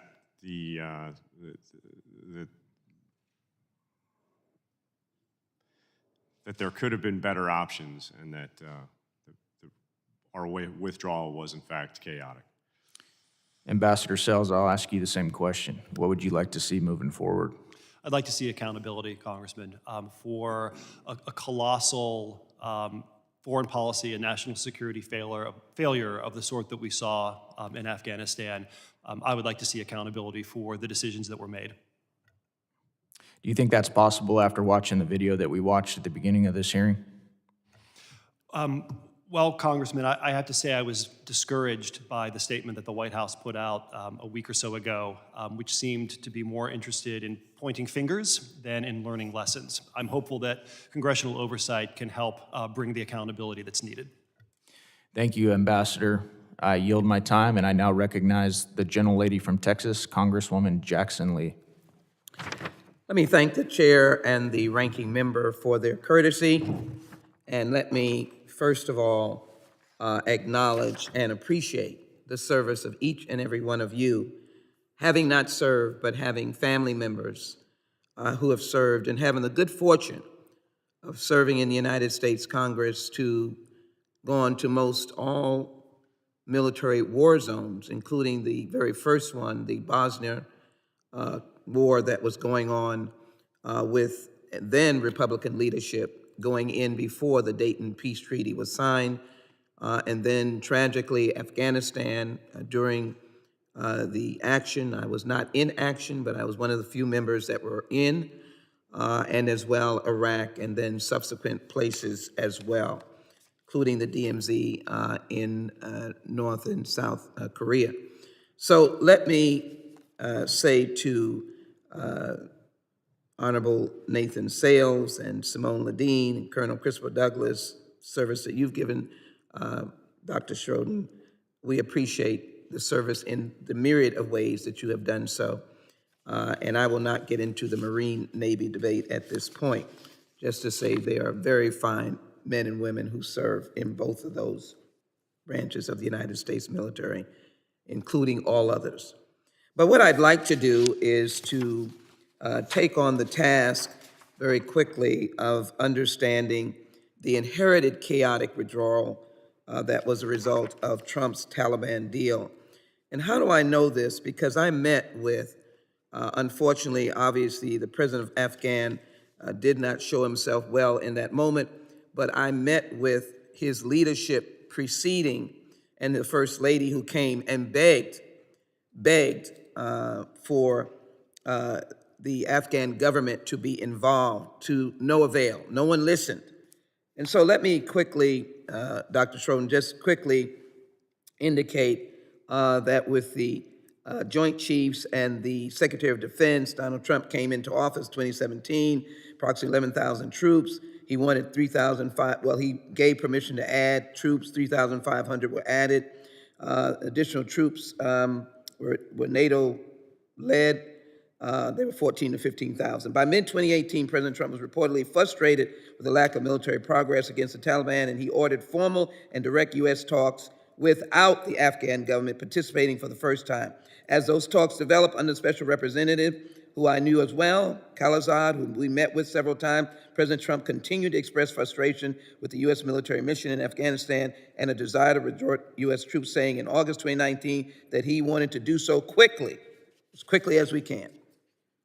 And then, of course, the withdrawal commitment was not conditioned on Taliban reducing violence against the Afghan government, making concessions in intra-Afghan talks, or taking other actions, which we saw with a complete condemnation of women, destroying of small businesses, and destroying Kabul, the real heart of democracy there. And the United States was not able to remain indefinitely, and the American public's patience as well was getting. And so in February 2020, the United States and Taliban signed the agreement that committed to withdrawing all of its troops, contractors, non-diplomatic civilian from Afghanistan, with a drawdown forces of 8,600 by mid-July, and then on to April 21. Very quickly, if I might. Dr. Schroen, what are your thoughts on the Trump-Taliban deal, particularly the Trump administration negotiating directly with the Taliban, planning to invite them on U.S. soil and negotiating with them absent the Afghan government? Did that not contribute to the mix of the controversy? And in addition, as well, DHS indicated that it was such a rush, they didn't have a system to vet everyone. That's something we should look at. But if I yield to you on that question, please. Sure, thank you, ma'am. I would say the decision to negotiate without the Afghan government in the room was made largely because that was the only way that negotiations would proceed. The President Obama had tried to negotiate with the Taliban previously, had insisted on a precondition being that they negotiate with the Afghan government there, and they refused. So that condition was the only way to get the Taliban to sit down and begin talks. That said, again, Ambassador Khalilzad's, going in proposition was that nothing would be agreed until everything was agreed, and everything included a framework for structured negotiations between the Afghan government and the Taliban as part of the end point of the agreement. And that point was conceded. The agreement that was signed in February only established that as a follow-on step to be taken. It was not an integral part of the agreement itself. So they rolled over the Afghan government at the end. You're saying they couldn't get to the table because they couldn't get the Taliban to the table with them there. Let me just say that I was not at the table for negotiations, so I'm going to be a Democrat that's going to second guess. I don't think that was, I stand with President Obama on that, and I don't think that we should have left the government out. We should have found a way to have the government in, maybe bilateral negotiations. Was there anything that you saw that resulted in, can you just be specific, that resulted in the calamity because the Afghan government was not in the end results, if you could? So I wasn't involved in the negotiations directly, so I can't speak to specific, points of discussion. Certainly the Afghan government was frustrated by the fact that they were not in the room. President Ghani and his national security advisor expressed that frustration quite openly, to include in hearings here in Washington, D.C. on multiple occasions. And so, yes, they were quite frustrated by the fact that they were not in the room for those talks. Do you see any homeland implications on The gentlelady's time has expired. And I thank the gentleman. Could I just let him answer, Mr. Chairman, this last point? Ma'am, you're a minute and 15 seconds over. Am If we can make it real quick, I'll let you. Homeland security implications of the agreement signed. The Homeland Security is really outside of my area of expertise, ma'am, in terms of the DHS aspect of it. All right, thank you. I yield back. I only let you go longer because you said something really nice about the Navy, but, all right. I truly believe it. Thank you. I yield back. I now recognize Mr. D'Esposito from New York. Well, thank you, Mr. Chair, and good morning, everyone. To our panel, thank you for being here and thank you for your service. One of the things that we discuss regularly is the view of America's credibility on a world stage. Ambassador, I would have to ask, do you believe that America's credibility on the world stage has been damaged as a result of the Biden administration's catastrophic withdrawal from Afghanistan? It gives me no pleasure to say it, Congressman, but I do. It gives none of us pleasure, to be honest. Do you agree that our foreign adversaries like China and Russia perceive the botched U.S. withdrawal from Afghanistan as a manifestation of American weakness? And please just elaborate a little further on it if you could. I'm afraid they do. I think it's difficult to answer these questions as a private citizen who lacks access to U.S. government collection on these matters. But it stands to reason that if a foreign adversary sees the United States run out of Afghanistan in chaos, and let's be clear, it was chaos. 13 dead service members is chaos. Afghans falling to their deaths from airplanes is chaos. If foreign adversaries see the United States humiliated in such a manner, they will calculate that the United States can be pushed back at low cost to them. Well, thank you. Mr. Chair, I yield back.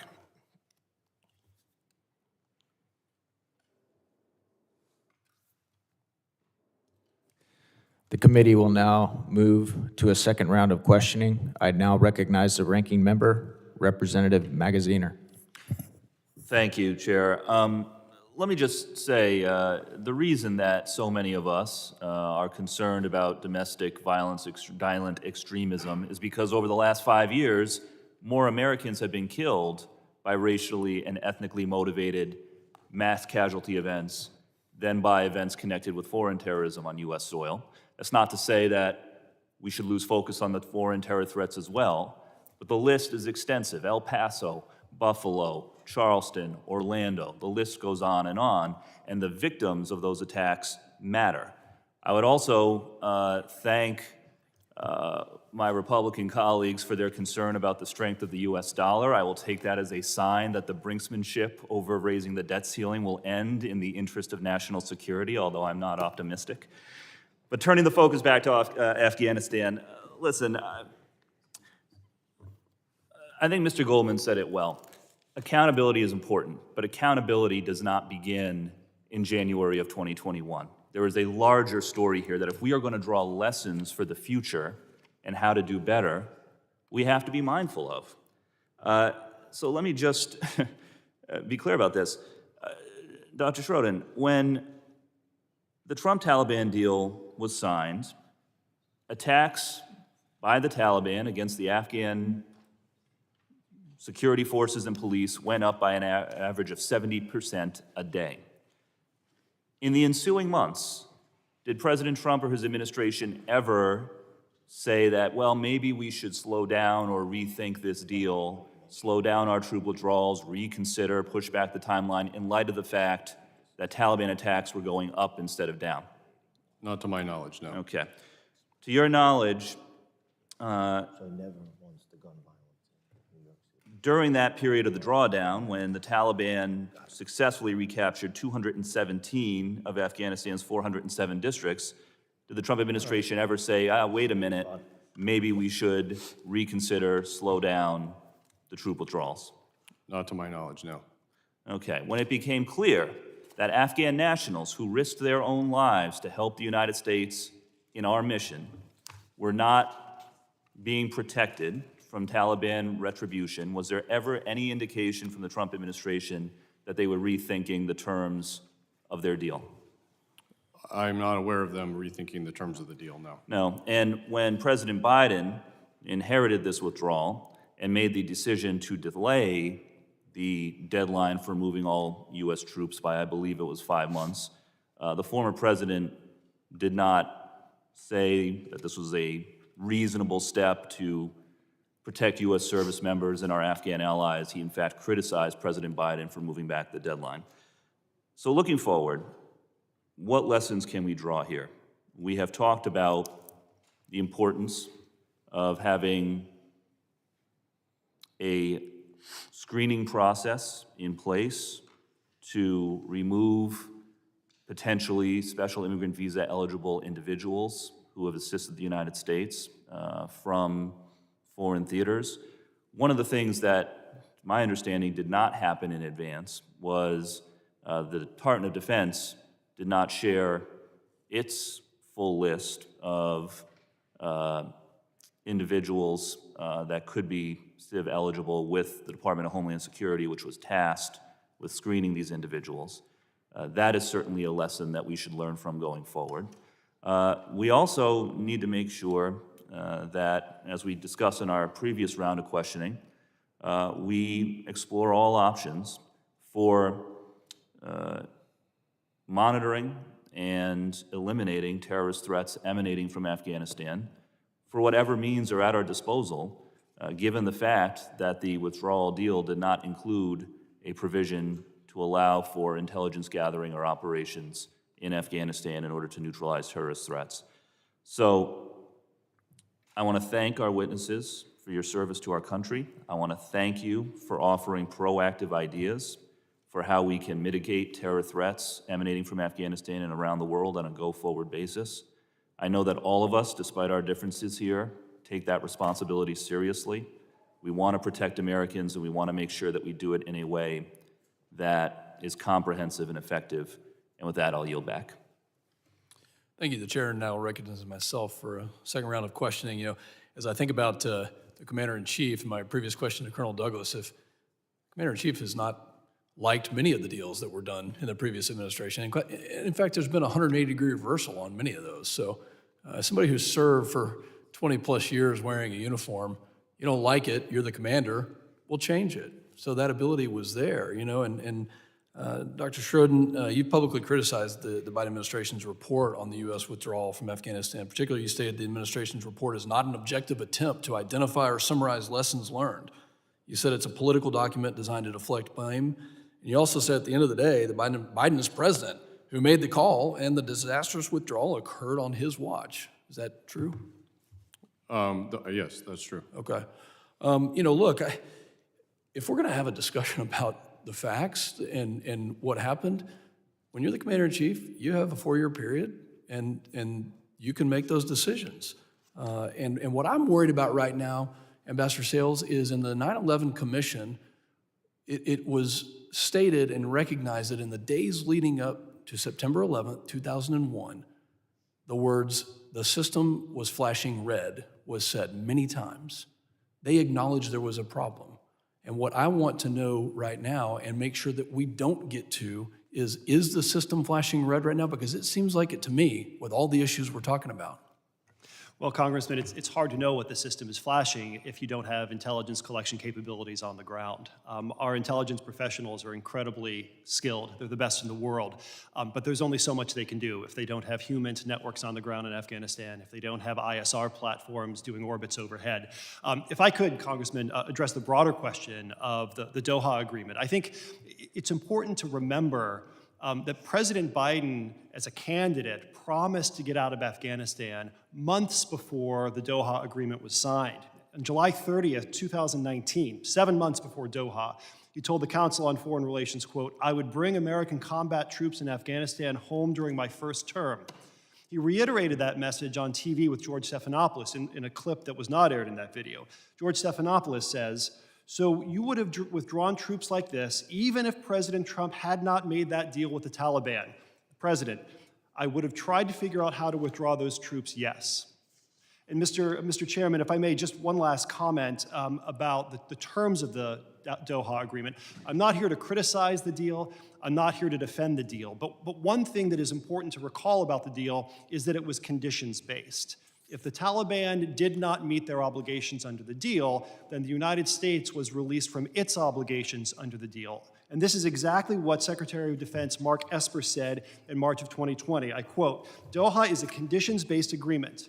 If we assess that the Taliban is honoring the terms of the deal, the U.S. will reduce our presence toward a goal of 0 in 2021. But," and this is the key quote, "if progress stalls, then our drawdown likely will be suspended as well." President Biden did not have his hands tied by the Doha Agreement. He made a decision months before the Doha Agreement to withdraw, and the agreement gave him all the flexibility he needed to adjust his approach. Conditions-based.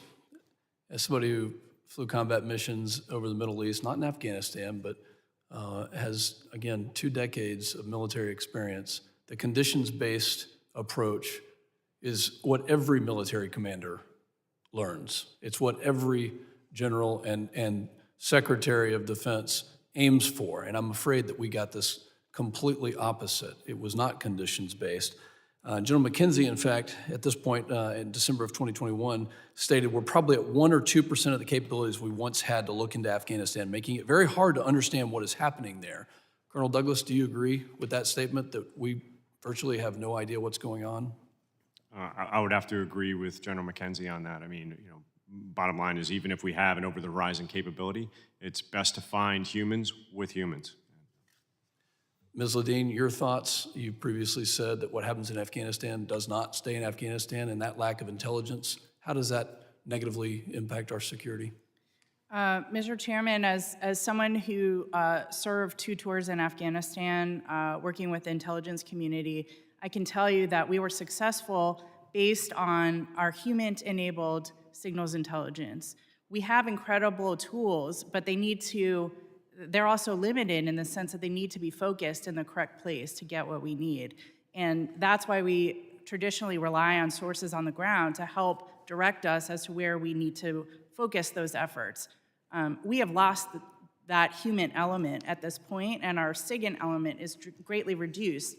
So I would say there's no way to just turn that human spigot back on. We are not a trustworthy partner anymore. We abandoned our human assets, and many of them have been tortured and murdered now. So, and it's not, again, it doesn't only stay in Afghanistan. Our partners around the world have seen that, and they have reacted accordingly. Saudi Arabia has gone from a potential Abraham Accords partner to de-dollarization in 2 years. Thank you very much. My time has expired. It's time that we focus on the threats and get our minds back right. With that, I recognize the gentlelady from Nevada, Ms. Titus. Thank you, Mr. Chairman. Since we're on this agreement, I would ask you, Dr. Schroden, what do you think of the agreement? Do you think that negotiating directly with the Taliban without the Afghan government present was a good idea? Talk about lack of intelligence. We didn't have their input when they negotiated this deal. Do you think also that future homeland security implications can come from our commitment to the deal? Thank you for the question, ma'am. I would say that, again, the only way that the Taliban was going to negotiate with the United States was to not have the Afghan government in the room. So to the extent that we wanted to have a negotiation with them, that was a condition that had to be met in order for those talks in order to begin. They had steadfastly refused to engage with us or to engage with the Afghan government being in the room. So that was a condition that had to be met to even get the talks going. That said, one of the goals of the talks at the outset was to include a structured framework for the Afghan government and the Taliban to talk and to reach agreement on sort of a future, governance structure for the country. And that term, which was a goal at the outset of the initiation of these discussions, was not included in the agreement that was signed in February of 2020. So what about future homeland security issues, which is what this committee is supposed to be focused on? How much of a threat does that situation now pose for us? Well, I think there's two primary groups in Afghanistan that have an expressed intent to attack the United States homeland. That would be Al-Qaeda and the Islamic State Khorasan Province, or ISKP. Al-Qaeda has minimal, if any, capability to do that from Afghanistan right now, and that's not just my assessment. The UN has also assessed that as recently as late 2022. So Al-Qaeda is largely a localized, actor at this point in time in Afghanistan. ISKP has a lot more capability to attack beyond Afghanistan, and indeed they've conducted some tens of attacks in Pakistan as well as cross-border attacks against both Uzbekistan and Tajikistan. So they are a regional menace at this point. They don't currently have the ability to attack the United States homeland, nor to my knowledge have we detected any intent or any sort of planning or activities on their part to do that. I know several people have quoted General Kurilla, the commander of Central Command, having said that in his estimation within 6 months, ISKP could attack externally. When he was pressed on that particular point, though, in his testimony, he acknowledged that those attacks would much more likely to be regional or potentially into Europe, and that an attack against the U.S. homeland would be much, much more unlikely. Thank you. Well, along those same lines, Mr. Sales, you quote a Washington Examiner article that warns about 98 individuals who are on the terrorist watch list were apprehended after crossing the southern border. So do you think this is a threat to the homeland, or would you acknowledge what percentage of the people that we've encountered along the border are represented by this 98? Well, thank you for the question, Congresswoman. Just to be clear, the source that I cited for those numbers was not a newspaper, but rather U.S. Customs and Border Protection. I do think that the dramatic spike we've seen from 0 KSTs encountered several years ago to 98 last year and 69 so far this year is troubling. I think terrorists are aware of gaps in our border security, and they will certainly try to exploit those gaps. I would give you the number since you didn't answer my question. It's 0.0044%. 0.0044%. And these individuals were apprehended, isn't that correct? That is correct, Congresswoman, but I think, remember, it was just 19 hijackers who were able to pull off the 9/11 attacks. But those weren't apprehended, and that's not relevant to what we're talking about now. We're talking about today across the southern border, the percentage, and those were the ones who were apprehended. So let's don't spread misinformation claiming that this big wave is waltzing across our border to attack like 9/11. Is that what you're trying to say? We're going to have another 9/11? Is that what you're saying? Well, Congresswoman, I think the American people would generally agree with me that if almost 100 known... Well, we can say one person can blow up a building. So, I think that's stretching the point of what we're doing here. I think we can say that our border agents are working pretty effectively if they have captured 98, this 98 that you're talking about, that's such a small percent, that we are doing a pretty good job of stopping these outside people coming in to threaten our national security. Would you not concede that? Well, to continue my thought, Congresswoman, I believe, and I believe that the American people would agree, that if nearly 100 known or suspected terrorists are able to come into the United But States... they weren't. They were apprehended. Mr. Chairman, may I finish that sentence? Go ahead. If 98 known or suspected terrorists are able to enter the United States, that would be of concern, and it would raise this further question: how many others are getting in that we were not able to catch and that we don't know about? Right. Gentlelady's time has expired. The chair now recognizes the gentleman from Texas, also a veteran and serving in Afghanistan, Mr. Gonzalez. Thank you, Chairman, and thank you for holding this very important hearing. You know, I spent 20 years in the military, 5 years in Iraq and Afghanistan. I grew up in Afghanistan. I remember being 21 years old, landing in Kandahar, and it was as if I landed on the backside of the moon. Poppy fields everywhere. I remember walking around with a hand pistol, and there was a warlord driving a brand new Range Rover. And I'm going, how the heck did he get a Range Rover on the moon?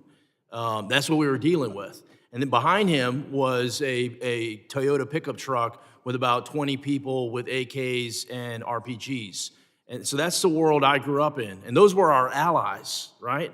And so the question I have for you is OEF vets, we will never forget what happened in Afghanistan. We'll never forget that there were 13 Americans killed just days before the Biden administration pulled the rug from underneath them. We'll never forget having to, as many of y'all did, having to put together organizations to go save Americans and also save our allies.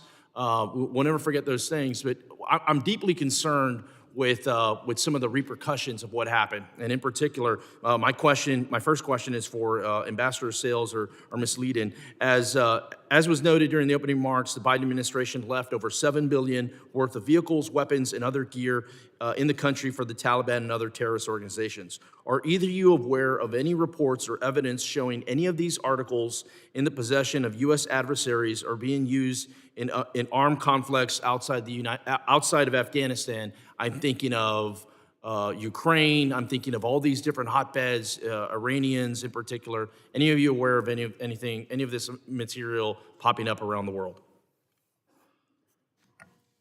Congressman, thank you for the question. In terms of the materials, I am limited as to my scope at this point, but I have heard secondarily from other former colleagues who are still in government that there are some materials that have crossed the border and are turning up in bordering countries that are not friendly to the United States. And I would add to that, if I may, the many Afghan commandos that we trained over the years, many of whom actually came here for training, had to escape because we didn't help them. And so they have escaped to countries like Pakistan and Iran. There have been multiple reports about them some of them joining the Wagner Group and fighting on behalf of Russia in Ukraine. So the sort of global repercussions of this continue. Thank you. My next question is for Colonel Douglas. Seeing firsthand the chaos of the withdrawal, what do you believe could have been done differently in the planning and evacuation efforts? And one thing that in particular comes to mind is Iraq. All right, so at some point we're going to have to get out of Iraq. Ideally, it's not the same situation of what happened in Afghanistan, but that's what's on my mind. What can we do to prevent the next type of withdrawal, whatever that is, from happening? Sir, to talk about Afghanistan, I mean, what could have happened is we had a conditions-based agreement that wasn't being honored, was to follow the condition-based agreement. DOD was conducting planning. There was, all plans were multi-option and multi-jurisdictional. And so I think all agencies working together to come to a workable timeline, I think, would probably be in the best interest. And as you mentioned, Iraq, I mean, we've already seen the exit of there once, and the repercussions of having had to go back as a service member to fight the ISIS campaign. I can say that, let's make sure that we do that with care, consistency, and confidence as we move forward. Thank you. My last question, because I'm almost out of time, Ms. Leedon, has any federal agency contacted you about your group's effort to coordinate evacuations, or any other group that you're aware of? And I'll preface with, many of our offices essentially turned into mini State Department offices, mini FEMA offices, where we were the ones coordinating, we were the ones helping Americans. One American in particular was an Afghan interpreter that I helped get to San Antonio, and his family, or they would have been killed. I mean, it wasn't a slap on the wrist. Has anyone reached out to you for lessons learned? Any federal agencies? No, they have not. See, that's part of a problem. And I think part of it too is we can't let our knowledge, our information end in this hearing.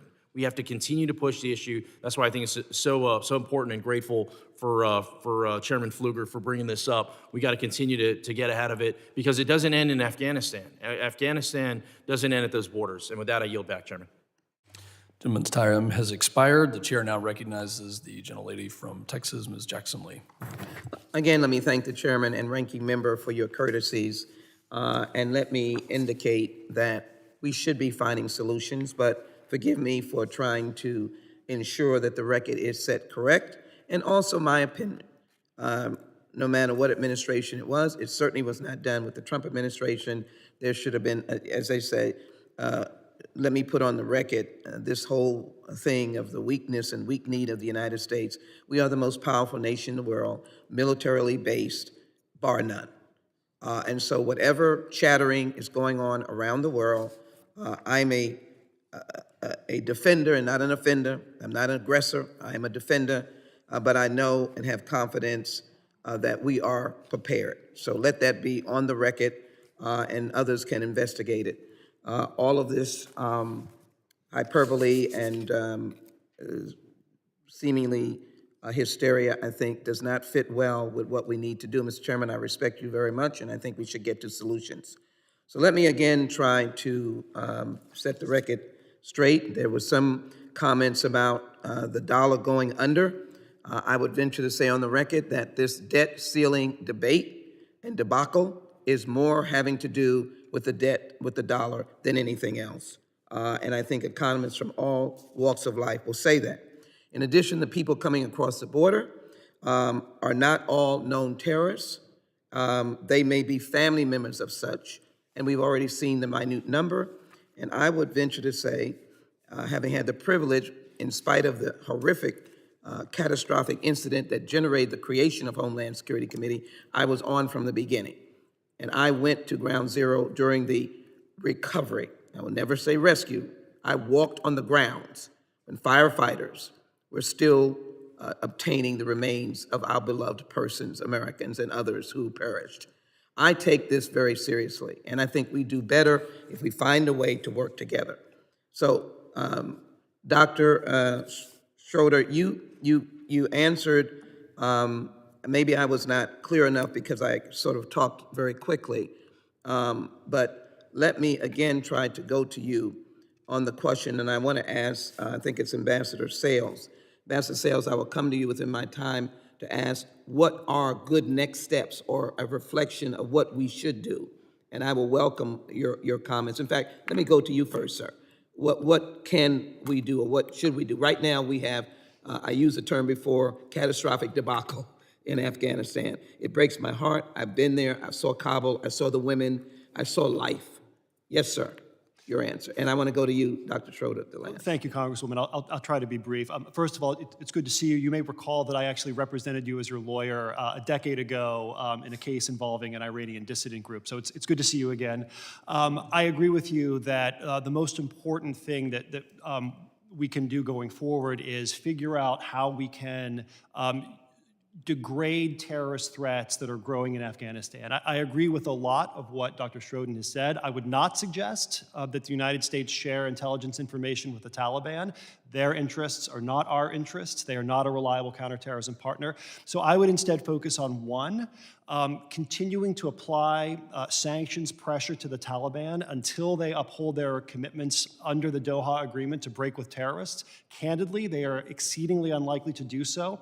That means that our sanctions need to remain in place for the foreseeable future. No diplomatic recognition for the Taliban, no sanctions relief, et cetera. And the second thing I think that would be critical would be developing basing rights in the region for U.S. drones and perhaps other strike assets so that we are in a better position to collect intelligence information about the threats in the country and to take action against those threats when warranted. Thank you. It's very helpful, and that can be whatever administration's in place can take some instructive counseling.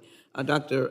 Schroeder, can I again get from you the horror of leaving out the Afghan government in that early, even though you have the details, in that early agreement, and going forward now, any signs of any level of democracy in Afghanistan, any smidgen of such that we can help contribute to?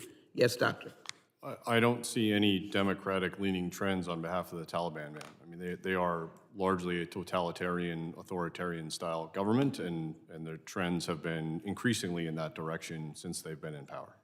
The question about leaving them out, and you already said it, but you've got to give a little bit more flesh, and you've got 4 seconds or less, I guess.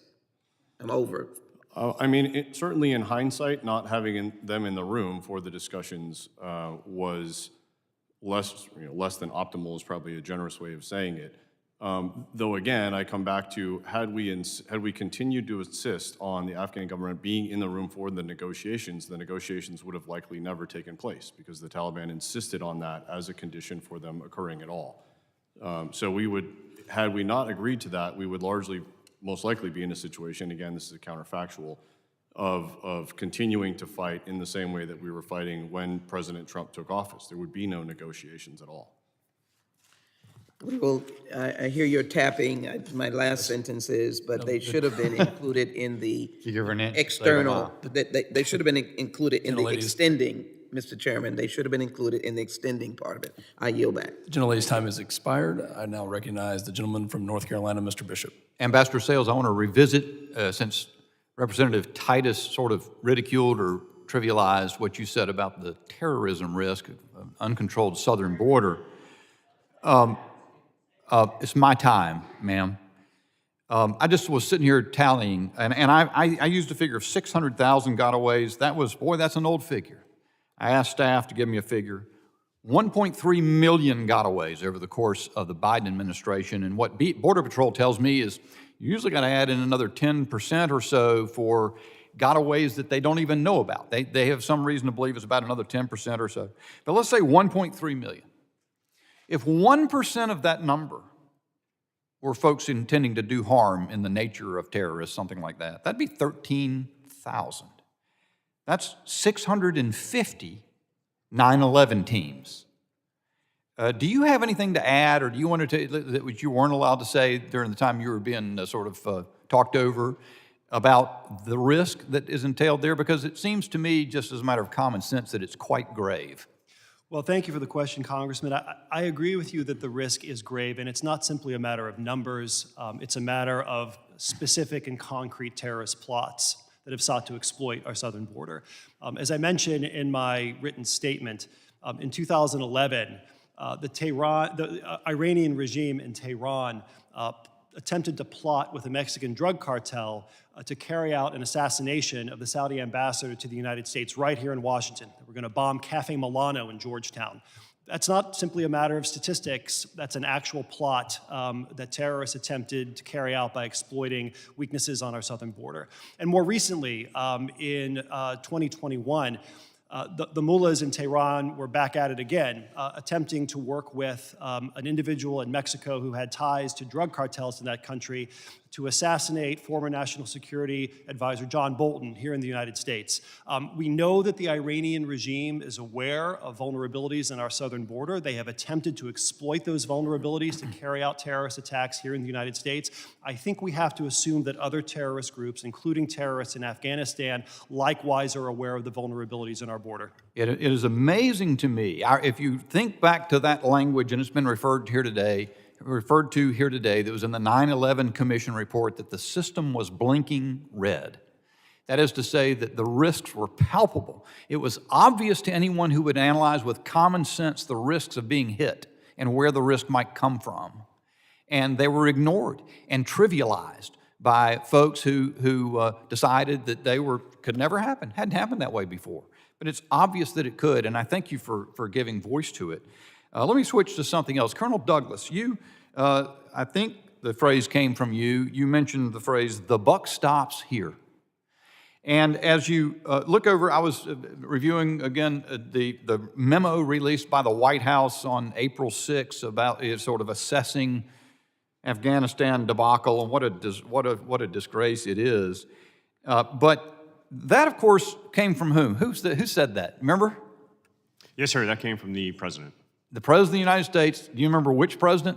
That was President Biden. Actually, the first person who popularized that phrase and put it on his desk was Harry Truman. Oh. The buck stops here.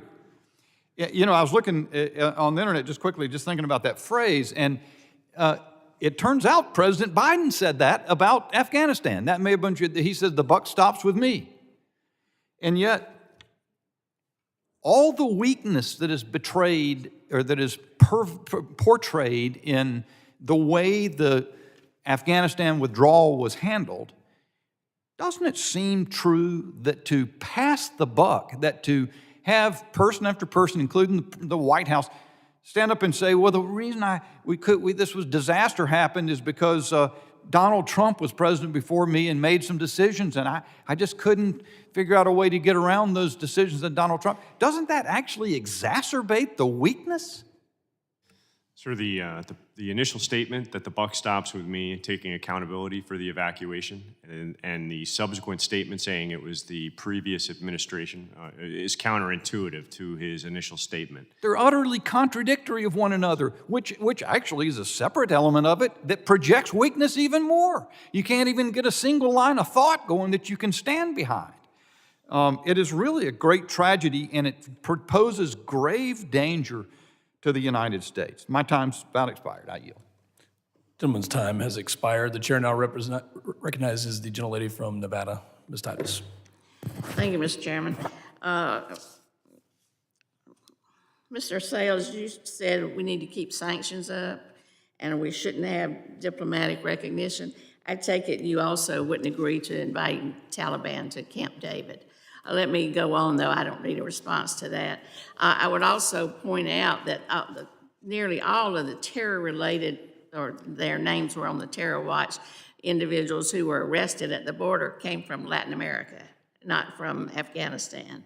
And most of the groups that they represented at the time are no longer active. I would also point out that the people who are so concerned about our activity at the border, who are so critical of our people who are trying to do the best they can at the border, are in favor of cutting funding to the border. Only 2 Republican members of Congress serving today voted for the omnibus, which would have given more funding to the border, and cutting money for law enforcement. It seems to be part of their so-called budget plan. So if you want better border, you've got to support their efforts. And let's just be clear about that. Now, my question goes to Dr. Schroden. What, if anything, would have changed if the United States had stayed in Afghanistan for an eternity, which is apparently what these folks want to have happened, as opposed to doing some kind of withdrawal? Would that have been an improvement? Did you support that? What would be the situation had we stayed? Ma'am, so the analysis that I did between 2015 and 2020 routinely showed the security situation in Afghanistan deteriorating over that time frame. So, you know, the Taliban were increasingly encroaching on Afghan districts. Right between 2017 and 2019, the number of districts that the government controlled decreased by about 40%. My own analysis in 2020, towards the end of 2020, showed that the Taliban had effectively surrounded 15 of Afghanistan's 34 provincial capitals.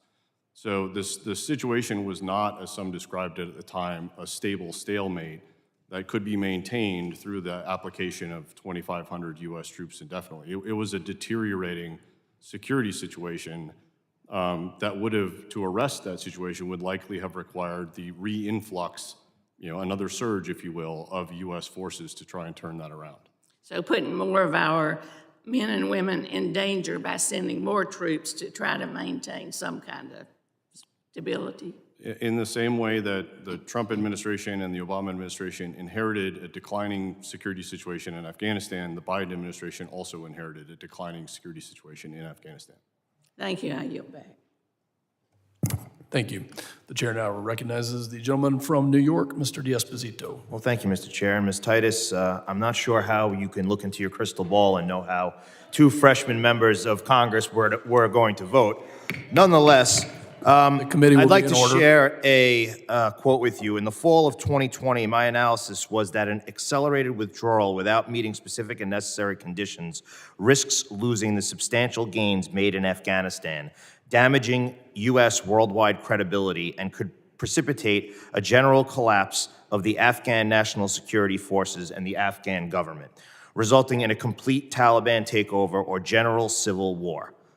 That was a year ago. My assessment remained consistent throughout. That was General Mark Milley, Chairman of the Joint Chiefs of Staff. Ambassador Sales, what are your thoughts or response to that quote? Well, Congressman, thanks for the question. Unfortunately, that crystal ball appears to have been an accurate one, because that appears to have been exactly what happened. With the withdrawal of U.S. forces completed in August of 2021, the Afghan National Defense and Security Forces no longer had the capability to defend themselves and were demoralized, furthermore, by statements from the United States that our commitment to partnering with them was over. Thank you. And Ms. Ledeen, in your testimony, you noted that you worked on a spontaneous volunteer effort that worked around the clock to coordinate and help circumvent a broken and hostile security system. This effort highlights the ingenuity of the American industrious spirit, as well as the integrity by which the Americans operate, especially those who have served in our military. Can you explain why this group had to exist and just share with us some of the best work that it did? Congressman, thank you for the question. I would say the group had to exist because we realized quickly that there were thousands of Americans and Afghan allies that were trapped and not able to get to the one airport that was still open.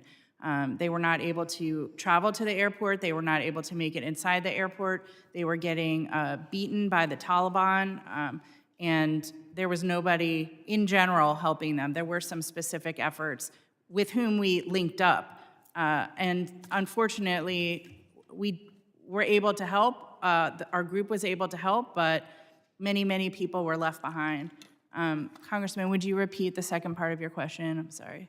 Oh, stories. Yes, or some of the best work that was done. So I would say one of the most heartwarming stories was about a double amputee. He had had his legs blown off. It was an Afghan ally who had served with the Marines. He had had his legs blown off, had actually traveled to Texas several years prior to get prosthetics, and went back to Afghanistan to continue to live there. And so he ended up having to walk on his prosthetic legs for several days with his family to get to the airport. And our group was able to find service members to come and get them and bring them inside. Each one of these was incredibly dangerous, incredibly heroic efforts by our military to actually go out into crowds and pull people and bring them inside, crossing a canal of human waste. So it was, there are many, many stories like this. But I would also, if I may, like to add the situation and the degradation of the Afghan National Security Forces. I served in Afghanistan multiple times. I think I would encourage this body to look into why that was the case, where we had our military and political leaders for many years saying everything was going well, there are improvements. Meanwhile, people who were serving on the ground knew that was not the case. How is that allowed to happen for 2 decades? I would really encourage this body to look into that, and I know a lot of veterans agree with this. Thank you. Thank you. Thank you for your service. Chairman, I yield back. The gentleman yields back. The chair now recognizes the gentleman from Arizona, Mr. Crane. Thank you, Mr. Chairman. Colonel Douglas, we both did several combat tours in the Middle East, fighting against more or less the same enemies. What concerns you more, sir? The increased terrorist encounters at our southern border or domestic terrorism? And increased terrorist encounters in general, sir. I mean, you know, yeah, terrorism in general concerns me. Yeah. I guess what I'm driving at, sir, is when we hear our colleagues on the other side of the aisle talk about domestic terrorism, it's kind of a different type of terrorism than you and I are probably used to dealing with. Would you concur with that? From my experience, I'd concur with that, sir. Okay, thank you. Mr. Sales, same question to you. What concerns you more, sir? The fallout that we're seeing from our disastrous withdrawal from Afghanistan and the fact that we have no southern border whatsoever and the increased encounters that you've been talking about over and over again and the American people are worried sick about because they know we have no southern border, or this idea of domestic terrorism. Well, Congressman, I'm going to do what lawyers call fighting the hypothetical, because I think my answer to your question is all of the above. When I was at the State Department, my team and I didn't have the luxury of saying, all right, we're going to focus on this threat and this threat alone. Right. We had to address all of them, whether you're talking about ISIS, whether you're talking about Al-Qaeda or other Sunni jihadis, whether you're talking about Shia terrorist organizations backed by Iran, Colombian terrorist groups like the FARC and dissidents from the FARC. When it comes to domestic terrorism, this is a threat as well. Focusing on domestic terrorism, however, we cannot allow that focus, which is important, to distract us from other terrorist threats. Thank you, sir. One of my colleagues was basically taking up the same line of attack as several of the other ones, blaming Trump for the disastrous withdrawal. Again, Mr. Sales, would you concur and do you agree with that assessment that this was Trump's fault because of the deal that he made? No, Congressman, I wouldn't. And again, I'm not here to defend the deal. I'm not here to criticize the deal. I'm only saying, my testimony is simply that the deal gave the president sufficient flexibility to make his own choices, and the president's choice was to withdraw. Yeah. My colleague, Mr. Magaziner, said that Biden inherited the withdrawal. Do you agree with that assessment? No, Congressman. My assessment is that the President Biden inherited a conditions-based agreement and was briefed by his senior military advisors that the United States should keep a residual force in country of 2,500 soldiers that would be capable of maintaining stability and applying counterterrorism pressure to Al-Qaeda and ISIS. Colonel Douglas, do you agree that President Biden inherited the withdrawal? He inherited a conditions-based agreement that the Taliban were not honoring and subsequently. Thank you. Dr. Schroden, what are your thoughts on that, inheriting the withdrawal comment? So I would agree that the U.S.-Taliban agreement was a conditions-based agreement and that the Taliban were not meeting the conditions of that deal. However, I would say they were not meeting the conditions of the deal even while President Trump was in office. And so the drawdown from 8,600 to 2,500 was also made in sort of absence of the Taliban maintaining the conditions that they had agreed to. So in this case, I would say both parties agreed to drawdowns in absence of the Taliban meeting their conditions under the terms of the agreement. My colleague over here, Ms. Titus, said she wants to focus on future homeland security, not reliving Afghanistan, and not misinformation. Is there a connection between future homeland security, Mr. Sales, and what happened in Afghanistan? Are the two connected at all? I think they are, Congressman, in a number of different ways. The withdrawal from Afghanistan was an enormous morale boost for our adversaries. They feel emboldened by our withdrawal. They feel that they have been vindicated for 20 years of fighting American soldiers and our allies. I also worry secondarily about the loss of intelligence information that we are no longer able to collect as robustly as was previously the case in Afghanistan. That is data that is fed into our border screening systems biometric systems at the airports, custom systems to scan inbound arriving international airline passengers. Those systems have been incredibly effective at preventing another 9/11 scale attack on the homeland. They are more effective with more intel. Thank you. Gentleman's time has expired. Once again, I'd like to thank the witnesses for your valuable testimony, for your experience, for your service to this country.